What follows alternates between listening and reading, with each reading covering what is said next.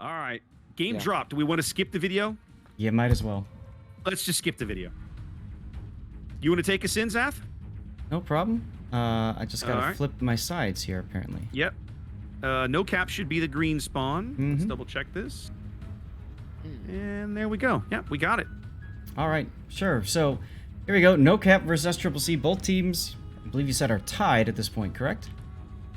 Yes, both of these Yeah. teams are 3-0 coming into this round. So we have for NOCAP a St. Vincent, followed up with a secondary Schlieffen, Stalingrad range module, Des Moines legendary, Manitar with range, legendary Des Moines, Z42. Two legendary.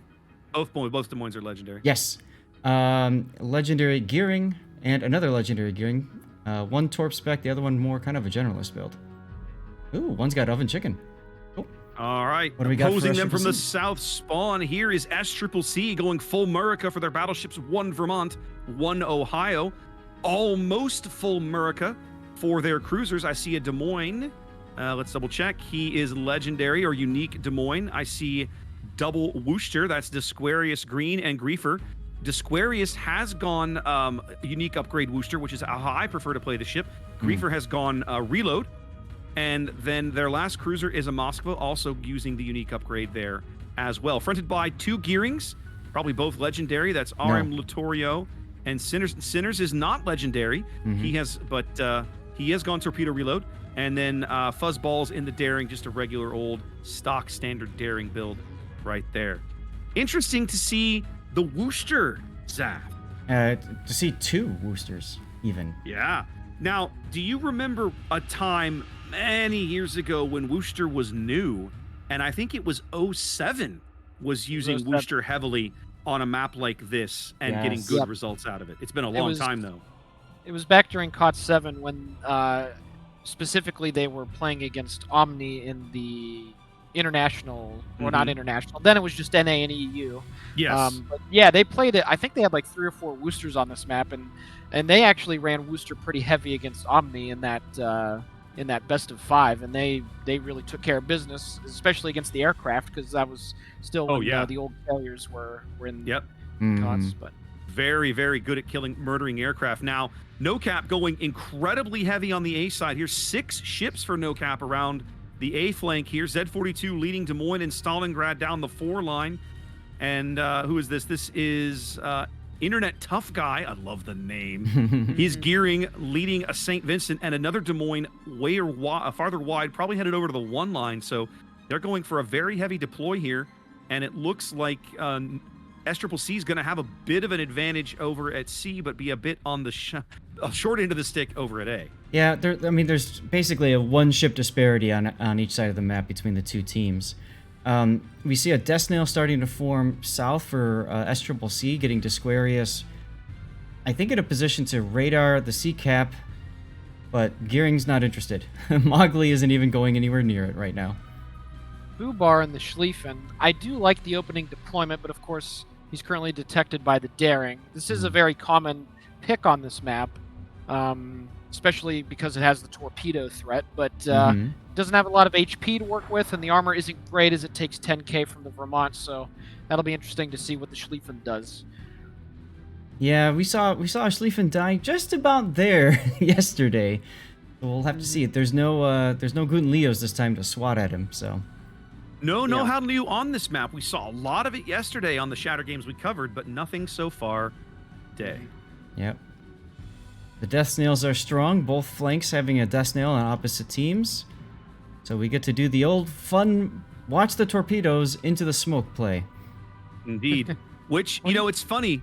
Sometimes that still works, and sometimes it doesn't. So you still make the play because you just never know if you're going to catch somebody napping. Oh, yeah. What do you guys think about the Vermont pick? For me, it depends on the opportunities and how it's positioned. I think all of the battleships are plausible picks if you try to keep them a little more centered. Like, if, for example, if you look at where Tass is playing right now over here on the 3 line, if he was perhaps a little farther back on, let's say, more on the 5 line, I think it'd be a very impactful position. Where he is now, I'm not sure I'm as big a fan of it. Julia El Guapo gotta- detected on radar. He's got to be careful not to stray away too far because, of course, at the end of the day, that ship is extremely slow, and it will take a while to get back to the middle if they decide to put it back there. But you aren't getting away from anything. A little bit of gearing on gearing action over on the 10 line as well. Littorio and Mowgli trading shots. I do like Vermont guns, though, and I think I'm happier to see a Vermont here than like we saw Sewer with the Slava in the same position yesterday. Yep. Boy, poor El Guapo got hammered for his little attempt to just think about getting into the ACAP, losing half his HP there. Yep. Now, Griefer may regret his life choices here in just a moment. His Hydro is down. He's broadside. He's going to take at least 3 of these torpedoes if they have the range. And looks like they do. Ooh. Oh, boy. Yep. That's hurts. big hit on the Wooster, especially since he's lit now on the surface, presumably by Tough Guy. Did Des Moines have the have hydroacoustic going? Because that makes me wonder. He did. If they're Edisonpunk did have hydro going. Okay, I was just curious because it makes me wonder if they had their hydros timed correctly. But I guess that was just a little bit unfortunate because the Des Moines obviously was far enough away where it wasn't able to pick up those torpedoes until it was too late. Yeah. Trying to pick up the kill on Griefer. They put up Waka's radar to get shells on him, but it's not quite enough. He's going to sneak away right now on about 2,000 HP. Boy. Yeah. So that's a ship you haven't killed, but you've effectively pulled it out of the battle. Unless the blind fire gets him. Nope, not right now. Yeah, Punk left that smoke screen too early, and like you guys were saying, there's obviously a disconnect in call there. Griefer is a little slow to get out of there. And it cost him. Yep. That it did, and NOCAP should be able to. Yeah, they're absolutely going to be able to take advantage. Look at B. Look at B. They're going to grab A. I mean, they're capping B with the Schlieffen, which I absolutely love, by the way. Yeah, and he's got a strong position there because obviously he's got a very strong position. Moskva can't do anything about it. Yeah. Nope. His Hydro's down for another minute and a half, but I mean, what are you going to do about it? You're going to charge him? Yeah, good luck with that. Fuzzball is doing exactly what he can do, which is block the points, but little else. Right. His conga line torps going in on Mr. Bean, not having the... some of those didn't have the range, and some of them did. Yeah. He took about 2 or 3 there, I think. Those torpedoes ran out with about 100, 200 meters to spare. That could have been a disaster. And he's still flooding. Minotaur just got chunked. I was gonna say, speaking of disaster, look at nearest airport over on the 1 line. He got just hammered by somebody. Yeah. Had to be the Ohio. Had to be. Yeah. Still lit back there. So SCCC gonna pick up C. So there's our we're gonna settle into this cap configuration for a bit, I think. Just because I don't think that Fuzzballs is gonna be able to keep these guys out of B. I think they're gonna tick some points up over there. There's just too much radar around. And well, plus, you said go ahead. I just wanted to say you said the Minotaur was range mod, correct? Yes. Yes. Well, that's why he was detected there for that extra little bit because the Wooster actually had line of sight. Yes. So that Ohio was able to get a little extra damage on him, which he's running range modded slot 6, but he's still running a full concealment build, so his base detection is going to be under 9.5, like 9.2 or something like that. Right. Yeah, it's just the gun bloom. Yes, if he opened up. Yes, I see. Yes, that'll make all the difference. You're right. Yeah. I like DG Fubar backing in with that Schlieffen in the middle there. Very smart decision to back in instead of sit stirred on or bow on. The gearing torpedoes again. Almost on Griefer? On Edie and Griefer. Griefer at 620 HP. Eddie took one broadside amidships, cost him half of the HP that he had left. Wow. Tough guy is just doing brilliant work with these torpedoes back here. Tough guy's doing a lot of bullying right there, and it goes to show you why. Of all statistics for torpedoes, the range of the torpedo is the most important thing for competitive because it doesn't matter if they don't hit hard. And the gearing torpedoes don't have terribly great damage for their tier, but it doesn't matter. You get 10 of them, and you can zone everything out if you do it right. So well, and once again, the key benefit to the American torpedoes is how low of a detection they have, how little reaction time they give you once they start showing up. Yeah, I gotta say, and they reload pretty quickly too. So. One of the things that you can do with the gearing, too, is you can actually take the 10.5s to reload even faster. You can. I've seen that happen in competitive a couple of times. I've done that in randoms, but in competitive play, I do not think I would have the balls to do that. I love my certainly- gearing, but I love my gearing alive, not dead. And 10.5-kilometer torpedoes is how you get dead in gearing. You are playing pretty close to a lot of radars, although there's less of them this season, right? Because of all the global bans. Speaking of torpedoes, have a look at Sinners. He needs to react. I think he's got it. Yep, he's got it. Whoo! Excellent. Fuzzballs. Fuzzball's trying again for the Conga torps on the Stalingrad as he's trying to hold back this cap. He's been spotted a lot too. Well, he's caught under both he's caught under the hydro right now, right? Mm-hmm. Fubar's Schlieffen hydro covering the entire cap means that there's nowhere that Fuzzballs can sit in there and block that. But Mr. Bean has no hydro, of course. It's a Stalingrad, so he has to suspect these torpedoes are coming, but he has no way of knowing where they actually are. He's turning back into them a little bit, but he's going to miss it. They're all going to miss. He'll be fine. Woo! Waka has such a powerful position with that Des Moines, being able to get cuddled up next to those islands. I mean, that Moskva is going to suffer as long as the spotting is able to stay there. So, all right, boys. The game's half over, and if you're SCCC, you've got to be like, where do you make a play? How do you find a way back into one of these caps? that's a great question. Let's see. Well, clearly the dudes down south of A, they've lost a lot of hit points, especially, of course, the cruisers. And, yeah, they're hurting. Man, I don't know exactly what they can do on A. It feels like the guys over at C are going to have to get a couple kills to try to wrangle this back, because they could, NOCAP anyway, they could move all of their stuff away from A, and it wouldn't be that big of a deal for them, because SCCC can't really afford to like about face and try to push back into A. They do not have the HP advantage, of course. So I'm not sure. It's dependent on SCCC winning the flank over at C. They're trying to push. Oh, Fuzz is getting hammered by the Z42 guns right here. Yep. Oh goodness, huge chunk of his HP just vanished. Mr. Bean moved up and was able to get some shots in on him too. Fuzzballs is probably going to die here? Question mark? Maybe he might pull it out. Boy, it's going to be tough. I gotta say, his heels out. No more heals. Julio has been. Nope. Stalingrad takes it. Ooh, that's a huge loss. They couldn't afford that. Oh, and they lost Griefer goes down.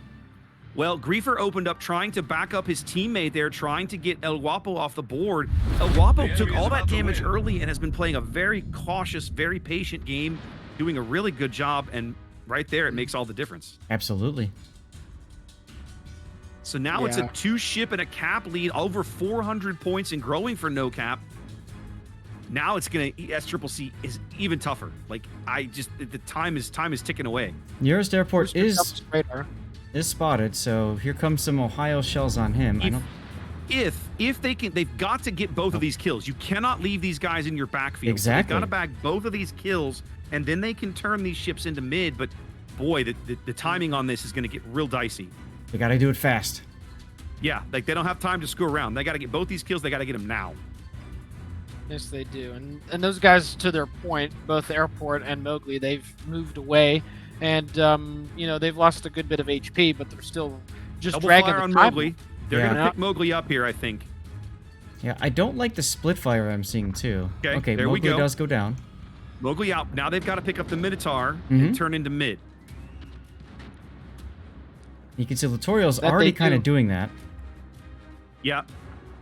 Honestly, if I'm Hollowbane, I'd probably already be turning to starboard. Sorry, turning to port and then flipping my guns over to starboard. Agreed. To keep nearest airport locked. Agreed. Look at this Vermont though; he's just getting absolutely tortured, and tough guys next. He can't get away. Now he can't. This is one of the other reasons why I feel like taking Vermont to a flank is a bad idea. Because once you're there, you're there. You will never escape a standard battleship lineup, right? Much less the destroyers. Whereas if you play mid, you have your gun range. You have some more options to potentially, find ways out of bizarre situations. But on a flank, you're stuck.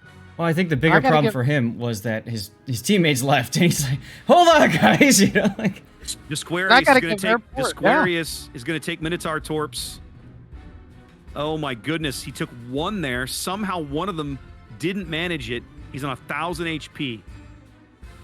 I gotta say, Airport did an excellent job there of trading with that blue star. He has sold his ship dearly. He's done a brilliant job.